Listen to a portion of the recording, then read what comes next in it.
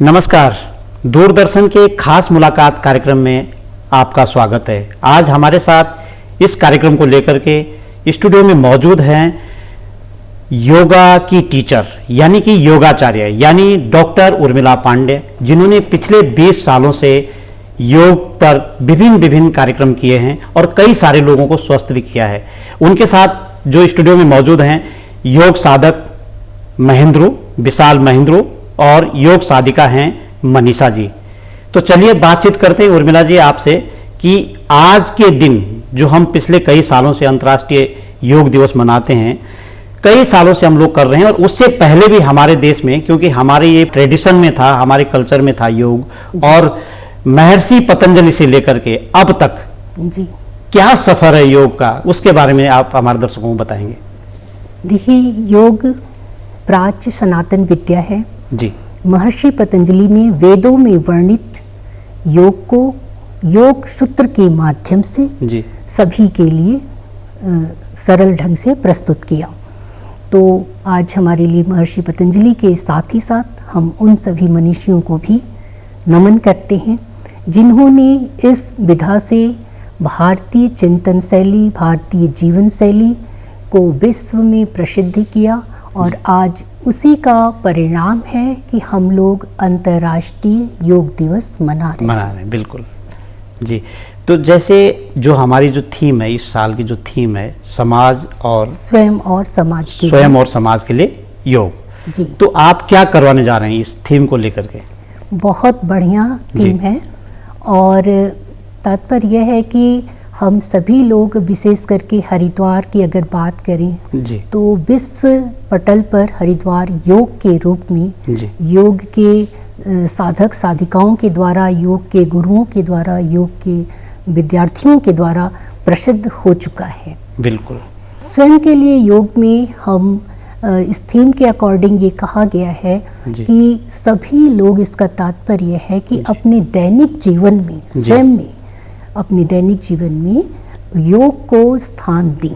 हम कहते आ रहे हैं, इस बार थीम अगर दे दिया गया तो हम विशेष रूप पर इस पर ध्यान देंगे जब कोई किसी चीज़ को हाईलाइट किया जाता है तो ऐसा नहीं है कि आप समूह में योग करें या किसी सेंटर पर जाएं या किसी संस्था के द्वारा करें। आप योग को समझ रहे हैं तो आप व्यक्तिगत रूप से भी स्वयं के लिए योग का पालन निर्देशों के अनुसार कर सकते हैं। इसी क्रम में हमने अपने योग साधकों के द्वारा, विद्यार्थियों के द्वारा कुछ ऐसे विशेष योगा अभ्यास को लेकर के यहाँ पर आपको दिखाना चाहेंगे। बिल्कुल बिल्कुल। कि अगर आप योग के द्वारा अपना स्वयं का प्रबंधन या कहीं सेल्फ मैनेजमेंट करना चाहते हैं तो ऐसे कौन से आसन हैं जो रूटीन में आप प्रयोग कर सकते हैं। बिल्कुल। तो सभी योग साधकों को या जो योग का अभ्यास कल करने वाले हैं अंतर्राष्ट्रीय योग दिवस पर, सभी को पता है कि योगा प्रोटोकॉल पहले से ही बताया जा चुका है। हमें उसका पालन तो करना ही है। वो बहुत अच्छे अनुभवी योग गुरुओं के निर्देशन में बना है और साइंटिफिक रूप से वह प्रमाणित भी हो चुका है, उसके अच्छे रिजल्ट हैं। तो एक तो आप योगा प्रोटोकॉल का पूरी तरह से अपने लिए पालन कर सकते हैं, उसका अभ्यास कर सकते हैं। तो बिल्कुल। तो आप कौन सा आसन है जिससे आप शुरुआत कर सकते हैं अभी? देखिए, आप अगर बिगनर हैं, स्टार्टिंग आप कर रहे हैं, कल से अपने जीवन में योग को उतारना चाह रहे हैं या योगाभ्यास करना चाह रहे हैं, तो सबसे पहले आपको वार्म अप सीरीज़ के आसन है, पवन मुक्तासन सीरीज़ के आसन हैं, जिसमें एंकल से नेक से लेके एंकल्स तक के रोटेशन किए जाते हैं। मैं अपने साधकों से कहूँगी कि आप थोड़ा थोड़ा इस अभ्यास को भी बताते चलें। इसके लिए आप सबसे पहले नेक रोटेशन के आसन करिए। अपने स्थान पे खड़े होंगे, क्लॉकवाइज नेक को रोटेट करें, घुमाएं। ये कुछ ऐसे सिंपल आसन हैं जिनको सभी लोग कर सकते हैं। क्लॉकवाइज और एंटी क्लॉकवाइज आप अपनी गर्दन को घुमाते चलें, अपनी क्षमता अनुसार करें। कोई ज़रूरी नहीं है, आप बाएं से दाएं भी कर सकते हैं, दाएं से बाएं भी घुमा सकते हैं। अच्छा। गर्दन को। और जब आप गर्दन रोटेट कर रहे हैं तो आपको अपने श्वास प्रश्वास का पूरा ध्यान रखना चाहिए और उसके रिदम के साथ ही इसे आपको करना है। इसको कौन से क्रिया, कौन सा योग कहेंगे? पवन मुक्तासन समूह के आसन है, ग्रुप के आसन है, जिसमें गर्दन से लेके एंकल्स तक के रोटेशन के आसन सम्मिलित हैं। तो आप इसमें अगर बहुत ज़्यादा है, आप इसमें मेन जो है मैं आपको वो बता देती हूँ। इसके बाद आप लोग शोल्डर रोटेशन कर लें, दोनों हाथों को सामने लाएं, उसे कंधे पर, कान के बगल से लाते हुए कंधे पर दोनों। भाई ये आप ये रोटेशन में आप तो गलत कर रहे हो, फिर तो कट करना पड़ेगा बीच में। कंधे पे रोटेशन ही वाला होता है ना, हाथ को रोटेशन करके करिए, आपने तो किया भी है। अच्छा, ये है, ये हम डेली कर सकते हैं? हाँ, डेली कर सकते हैं आप इसको। ये रोटेशन के आसन है, इसको डेली किया जा सकता है। इसके जस्ट बाद आप एक साइड फेस दीजिए, एक सामने की तरफ जिससे दिखे। कमर रोटेशन करिए, कमर को रोटेट करिए ऐसे ऐसे। अच्छा। हाँ, दोनों पैरों के बीच में थोड़ा गैप रखिए। इससे आपके जो बैक का मसल्स है, पीठ का मसल्स है, स्टमक का मसल्स है, वो ट्विस्ट होता है, वहाँ के टेंशन्स कम होते हैं। इसके बाद आप नी पर आइए, दोनों हाथों को नी पर रखिए, घुटने पर रखिए, थोड़ा झुकिए, घुटने को भी घुमाइए इसी तरह से, दाएं से बाएं, बाएं से दाएं, ऐसे आप घुमाते हुए आसन की पूरी सीरीज है। लास्ट आप एंकल्स पे आइए, खड़े हो जाइए अपने स्थान पे, पैर को आगे निकालिए और घुमाना शुरू करिए ऐसे। हाँ, पूरा प्रॉपरली घुमाइए। इससे आपकी जो पैरों की उंगलियां हैं, एड़ियां हैं, यहाँ की सारी मसल्स, टेंशन्स कम होते हैं। तो ये ऐसे सिंपल आसन हैं जिसका रेगुलर उपयोग किया जा सकता है। इसके साथ ही साथ कुछ ऐसे आसन भी हैं जो स्पेसिफिक, जैसे आजकल मोटापा चल रहा है, कॉमन हो रहा है, डायबिटीज है, कॉमन हो रहा है, तो इसके लिए भी आप सेल्फ मैनेजमेंट अपना योग के द्वारा कर सकते हैं। अच्छा। तो इसके स्पेशल आसन होते हैं। आप लोग सावधान की मुद्रा में आ जाइए, विश्राम मुद्रा में आके आराम करिए विश्राम में। तो जैसे आजकल बहुत ज़्यादा दौड़ा भागी का काम है लोगों का, बहुत ज़्यादा प्रेशर भी काम का, तनाव है बहुत ज़्यादा, तो ऐसा कोई क्रिया है, योग की कोई ऐसी क्रिया है कि जिसको हम रोज़ करें? और इस तरह की कुछ आप योग बताएं कि रोज़ हमको कितना मिनट, कितना घंटा हमको योग करना चाहिए, ताकि जो सेल्फ की, जो हम स्वास्थ्य की बात करते हैं, अच्छा हमारा स्वास्थ्य रहे, चेहरे में भी ग्लो रहे। तो ऐसी कौन सी क्रियाएं अगर आप साधक और साधिकाएं भी यहाँ दिखा सकते हैं तो हमारे दर्शक भी देखना चाहते हैं? देखिए, जैसा कि आपने अपनी व्यस्त बिजी लाइफ में किस तरीके से हम योग के लिए समय अपने लिए निकालें, योगाभ्यास के लिए आप जानना चाह रहे हैं संप्रति। तो सबसे पहले तो आपको ये देखना है कि जो योगाभ्यास आप कर रहे हैं वो आपके अकॉर्डिंग हो। अच्छा। आपकी व्यस्तता, उनकी व्यस्तता, सबकी अलग अलग है। अच्छा। और सबकी अपनी अपनी क्षमता भी होती है। अगर आप किसी को फॉलो कर रहे हैं, वो बहुत एडवांस आसन कर रहा है और आप वैसा नहीं कर सकते हैं, तो आपके लिए तो वो नहीं, आपके लाइफ में, आपके रूटीन में वो सेट होगा। तो आप अपनी बॉडी की क्षमता अनुसार आसन करेंगे। तो आप स्टिफनेस देखिए, अगर आपका बॉडी स्टिफ ज़्यादा है तो आप एडवांस आसन नहीं कर पाएंगे। तो इसके लिए आपको पहले कुछ ऐसे योगाभ्यास है जिन्हें हम डायनामिक आसन कहते हैं। अच्छा। गत्यात्मक आसन कहते हैं, उनका अभ्यास करना चाहिए। बॉडी को पहले आप तैयार करिए, फ्लेक्सिबिलिटी उसकी बढ़ाइए। अच्छा। फिर उसके बाद आसन करें। और टाइमिंग की बात आपने कहा, तो टाइमिंग तो कम से कम हाफ आवर का होना ही चाहिए पर डे। हाँ, पर डे। अच्छा। अगर आप कुछ प्राप्त करना चाहते हैं फिजिकली, मेंटली, उसका इफेक्ट देखना चाहते हैं योगाभ्यास का, तो हाफ आवर का टाइम तो आपको अपने लिए रखना ही होगा। उस हाफ आवर में आप आसन रखिए, प्राणायाम रखिए, मेडिटेशन रखिए। अच्छा। इसका पैकेज रखिए अपने अकॉर्डिंग, किस चीज़ के लिए चाह रहे हैं। जैसे अगर आप डायबिटिक अगर आप पेशेंट हैं तो उसके अकॉर्डिंग होगा, अगर आप में मोटापा है तो उसके अकॉर्डिंग होगा, या आप रिचार्ज फिटनेस के लिए कर रहे हैं, अपनी फिजिकल और मेंटल स्ट्रेंथ को बढ़ाने के लिए कर रहे हैं, तो उसमें उसकी पैकेज अलग ढंग के जैसे होंगे। आपने डायबिटीज बताया ना, आजकल बीपी की भी, ब्लड प्रेशर की बहुत सारी समस्याएं हैं, लो हाई होता रहता है, तो उसके लिए कोई ऐसा योग है कि जो लोग करें और दवाई से छुटकारा मिले उन्हें? देखिए, दवाई से छुटकारा पाना अपने हाथ में नहीं है। अच्छा। क्योंकि अगर मैं अभी कह दूं और लोग फिर आसन करें और फिर कहें मैं तो आसन करता आ रहा हूँ, छुटकारा नहीं मिल रहा है, क्योर किया जा सकता है, उसको कम किया जा सकता है। अच्छा। अगर समय से पहले आपको पता चल, बीपी कब होता है, कोई भी रोग जब आपकी समस्या बढ़ जाती है तब वो रोग होती है, और जब वो समस्या के रूप में रहती तभी अगर आप उसको समझ लें। पर लोग तो ये कहते हैं ना, करो योग रहो निरोग। तो बहुत कुछ है इसमें, बहुत कुछ है। अगर आप पूरा जिम्मेदारी योग पर ही दे देंगे तो ऐसा तो नहीं है ना। योग के साथ आचार व्यवहार भी आपका ठीक होना चाहिए। आप एक तरफ योग करिए, दूसरी तरफ आप टेंशन लेते रहिए, कहिए योग हमारा टेंशन निकालेगा, तो नहीं चलेगा।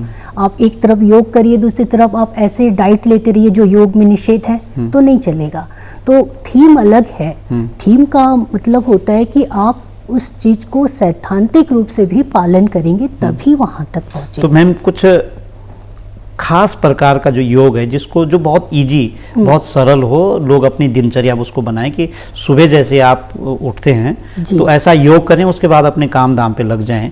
तो हमारे दर्शक देखना चाहते हैं कि आप साथ दो साधक हैं, एक साधक साधिका है, तो उनके थ्रू आप कुछ दिखाएं कि ये हमको डेली करना है, अपने रूटीन में लाना ही है।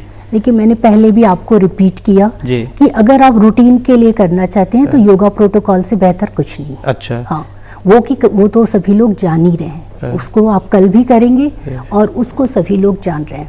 जो खास आपने बोला, तो खास का मतलब है कि किसी मतलब रिक्वायरमेंट के हिसाब से आप कोई आसन करना चाह रहे हैं। तो जैसे आपने अभी कहा कि बीपी के लिए है या अन्य किसी बीमारी के लिए है, तो बीमारी में भी आपकी बीमारी किस लेवल पे पहुंची हुई है उसके हिसाब से हम करेंगे। अब मानिए मैं अपने योग साधकों से कहती हूँ कि कोई मोटापा किससे जूझ रहा है या उसको लेकर परेशान है, तो उसको आप कैसे बताएंगे। लेकिन हर एक बीमारी में पहले आपको अपनी काउंसलिंग डायग्नोसिस बनानी पड़ेगी, काउंसलिंग करनी पड़ेगी, डायग्नोसिस बनाना पड़ेगा, उसके बाद अभ्यास करना होगा। कुछ अभ्यास तो आप दिखाई दीजिए। जैसे कि अगर किसी को अपने मोटापा का वेट कम करना है तो बॉडी जो ये हमारा BMI चार्ट है उसके वो कहता है, BMI चार्ट ये कहता है कि आपकी हाइट और आपकी वेट के अकॉर्डिंग, हाइट और वेट के अकॉर्डिंग आपका वेट होना चाहिए। अच्छा। तो अगर वो चार्ट पे अगर 18.5 जा रहा है तो नॉर्मल है। 18.5 से 24.9 तक आपका नॉर्मल वेट माना जाता है। उसके एबव जा रहा है तो आप थोड़ा सा सावधान हो जाइए। अगर उससे भी ज़्यादा आ जाएगा तो फिर आपका मोटापा कहलाएगा वो। तो ऐसे लोगों के लिए कि जो अपने वेट को क्योर करना चाह रहे हैं, मोटापा को कम करना चाह रहे हैं, उनके लिए डायनामिक आसन है। उस डायनामिक आसन में सबसे पहले आप घुटने और ये जो एल्बो है दोनों को कंट्रास्ट, बाएं से दाएं, दाएं से नहीं, ऐसे बाएं से दाएं, दाएं से बाएं क्रॉस टच कराएंगे। अभी आपने किया था, हाँ ऐसे। अच्छा। हाँ, ये लीजिए। हाँ, फिर दूसरा उधर से। ये आप फास्ट करेंगे, 1 2 1 2, सेल्फ काउंटिंग आपकी होगी। इसके जस्ट बाद आप अपनी कमर को ट्विस्ट करने के लिए कटी चक्रासन आसन फास्ट मोड में करेंगे। दोनों हाथों को सामने लाइए। एक आप दोनों हाथ को सामने लाके भी करते हैं, वो वाला भी दिखा दीजिए। दोनों हाथ सामने लाइए, दोनों हाथ सामने लाइए। हाँ, अब घुमाइए, इसको ट्विस्ट करिए, बाएं दाएं, हाँ पूरा फास्ट ले जाइए। फिर उधर से आइए, दूसरी तरफ से फास्ट ले जाइए। फास्ट मोड में एकदम करना है, ये देखिए। इसके बाद त्रिकोणासन है, दोनों पैरों के बीच में गैप दीजिए। गैप देने के बाद त्रिकोणासन फास्ट करिए, left to right, right to left. हाँ, ये दोनों तरीके से किया जाता है, जैसे विशाल कर रहे हैं और जिस प्रकार से मनीषा कर रही हैं। अच्छा, इस पर दोनों प्रकार। हाँ, इसके बाद आप बैठ जाइए, सिटिंग पोज में आइए। सिटिंग पोज में आने के लिए आप उत्कट आसन का सहारा लीजिए, दोनों हाथ सामने करिए, घुटने को मोड़िए, सिटिंग पोज बनाइए और फिर बैठिए। दोनों पैरों के बीच में गैप दी, वी शेप बनाएं। हम चक्की चाल आसन करेंगे। दोनों पैरों को आगे की तरफ खोलें। चक्की चाल आसन में दोनों पैरों को वी शेप बनाएं पहले जी, और दोनों हाथों को इस तरह से रखें। अब चक्की चलाना है आपको, उस स्टाइल में आप करें, क्लॉकवाइज एंटी क्लॉकवाइज आप कर सकते हैं। हाँ, अपने आगे के पेट के पास से आप राउंड बना रहे हैं एक बड़ा सा, इस तरीके का आप अगर आसन करती हैं तो आपका फैट जो है काफ़ी कम होता है। फिर यहीं पर आप बैक लेट जाइए, दोनों पैरों को मिलाइए, बैक साइड, हाँ बैक पीठ की तरफ से लेट जाइए, ऐसे ही जैसे आप बैठे ऐसे लेटिए। अच्छा। दोनों पैरों को उत्तान पाद या उत्थित पाद आसन की तरह से उठाइए। अब थोड़ा और उठाइए, अब इसको रोटेट करिए, हाँ घुमाइए, धीरे धीरे घुमाइए, थोड़ा और नीचे करिए मनीषा पैर,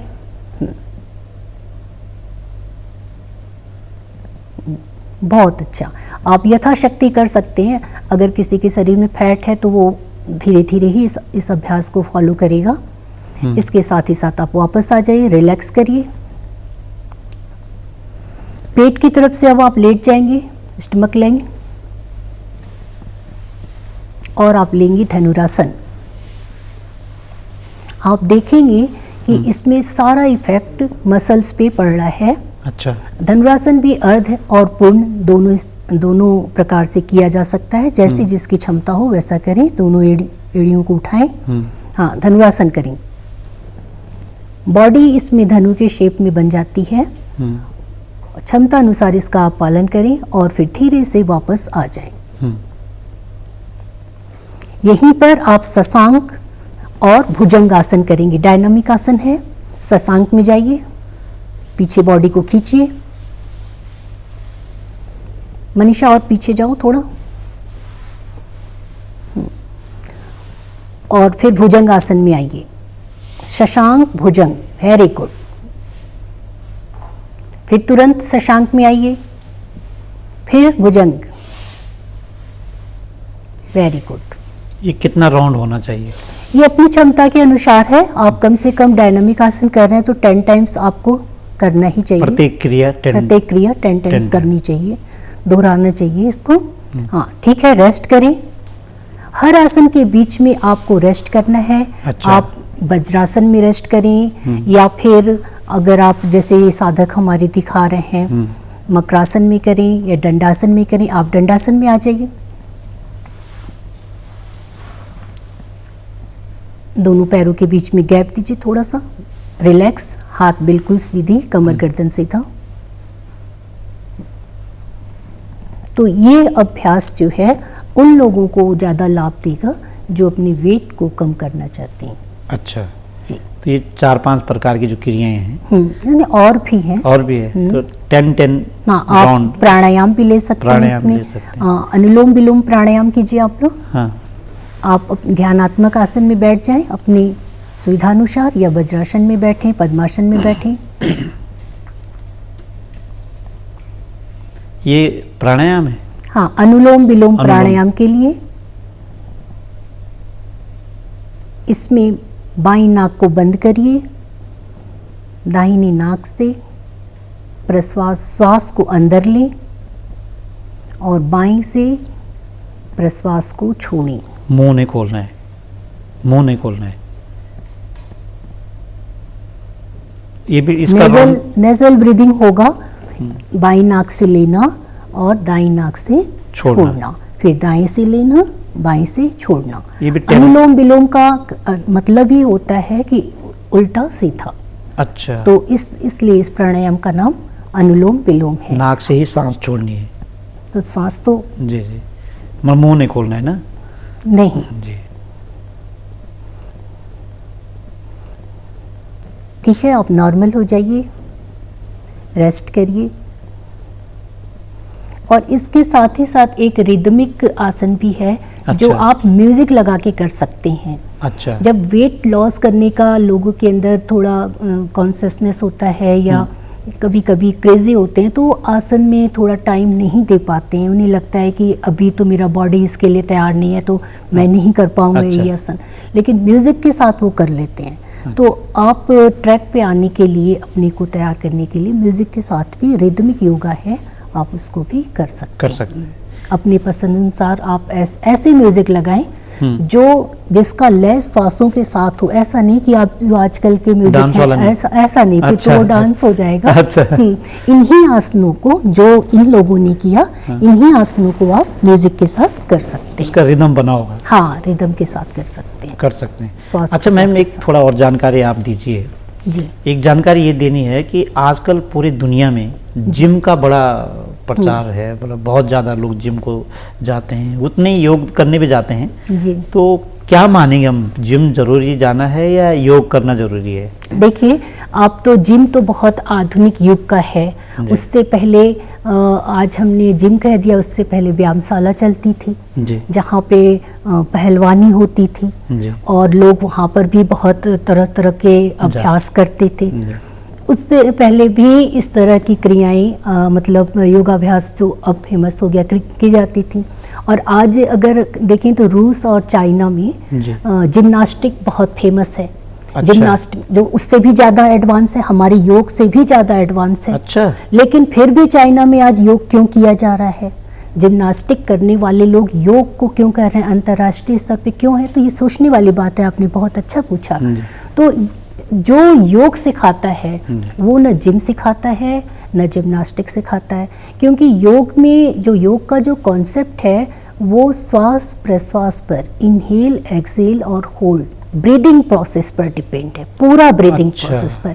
आप ध्यान दें कि जिम में जो युवा जा रहे हैं आजकल, ठीक है वो अपनी चॉइस है, लेकिन जब आप जिम में जाते हैं तो आप बातें करते हुए, हाँ। अभी आपने एकदम रिस्ट्रिक्शन लगाया कि एकदम शांति से बात होगी, योगाभ्यास होगा। हाँ। क्यों? क्योंकि हम एकाग्र होकर करना चाहते हैं अभ्यास।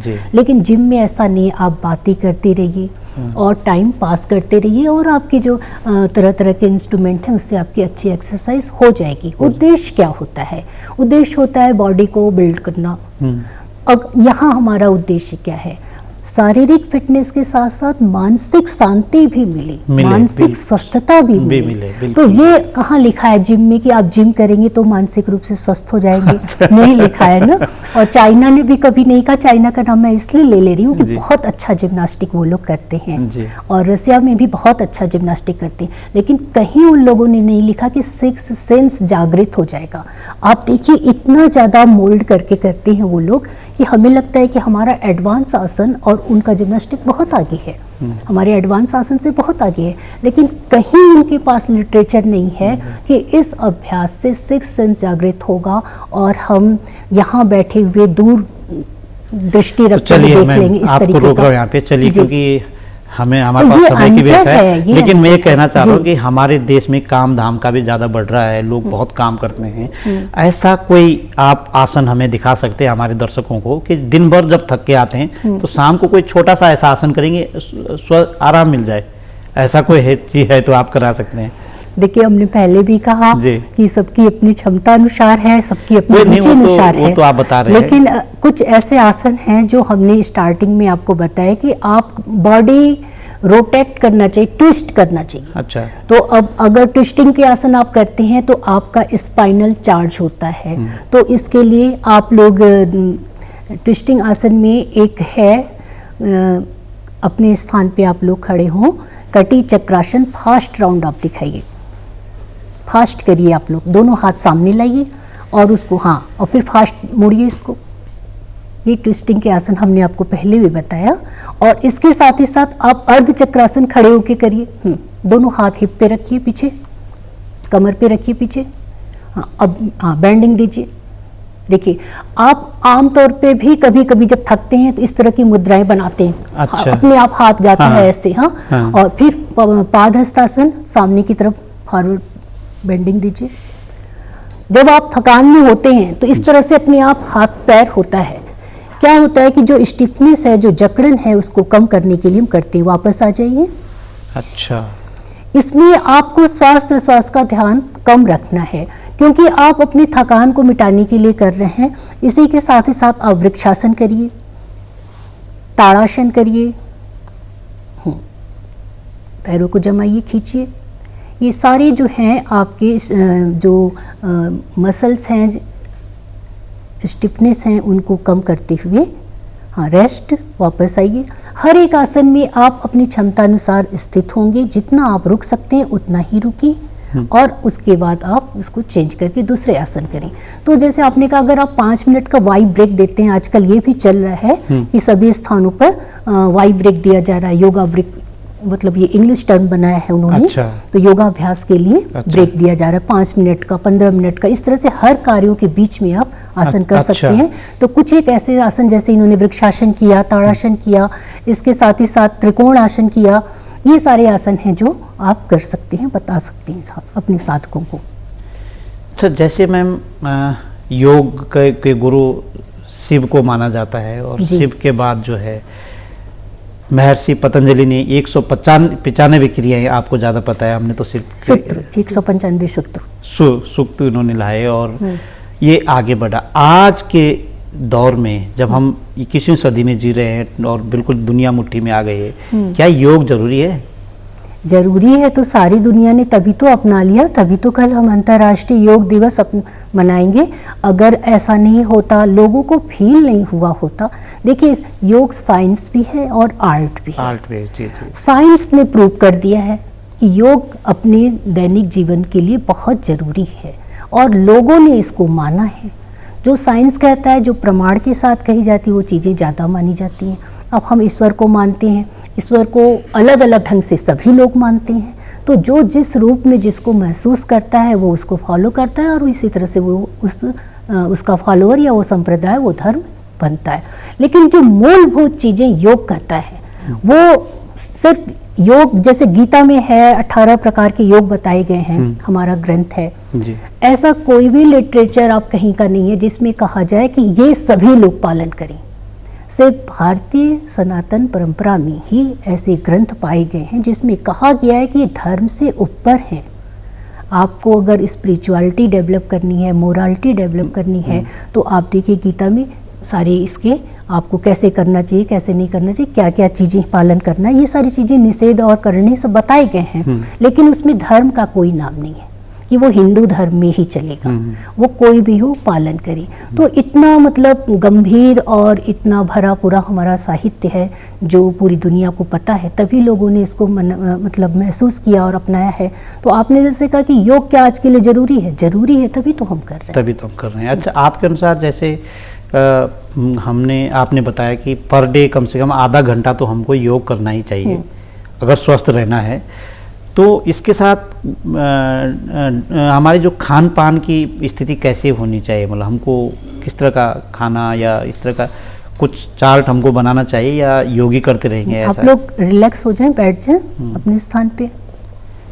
ऐसा कुछ है कि हमारा जो खाने का जो चार्ट है वो भी बनना चाहिए साथ साथ योगा के साथ साथ? देखिए, गीता में एक श्लोक है जी, युक्ताहार विहारस्य युक्त चेष्टस्य कर्मसु युक्त सपनाओ बोधस योगो भवति दुख। मतलब योग उसी के दुख को हरता है, सबके दुख को नहीं हरता है, उसी के दुख को हरता है जिसका खान पान नियमित संयमित हो, जिसका प्रातः जागरण रात्रि शयन नियमित हो, जो अपने हर कार्यों को सतर्कता पूर्वक करता हो और जो प्रसन्न आत्मा हो। अब बताइए, इसमें से हमारे ऊपर कितना लागू हो रहा है? हम नियमित संयमित भी हैं, रोज सोते हैं, रोज जगते हैं, रोज खाते हैं, रोज आहार विहार ले रहे हैं, लेकिन सैद्धांतिक रूप से हम उसका पालन नहीं करते हैं, व्यवहारिक रूप से करते हैं। तो योग में व्यवहारिकता का इतना ज़्यादा महत्व नहीं है। व्यवहारिक चीज़ें अगर हम लोगों को कहेंगे नहीं तो वो भी नहीं चलेगा कि आप एकदम 100% सिद्धांत का पालन करें। मैम, आपका तो योग पे बहुत बड़ा अध्ययन है और आपने लंबा अध्ययन किया और आपके साथ बातचीत करने के लिए मुझे लगता है कि हमें फिर से समय लेना पड़ेगा। घड़ी की सुई बता रही कि आज की इस खास मुलाकात में बस इतना ही। अगली कड़ी को लेकर के किसी और मेहमान को आपसे मिलवाते हैं, तब तक के लिए अनुमति दीजिए। नमस्कार।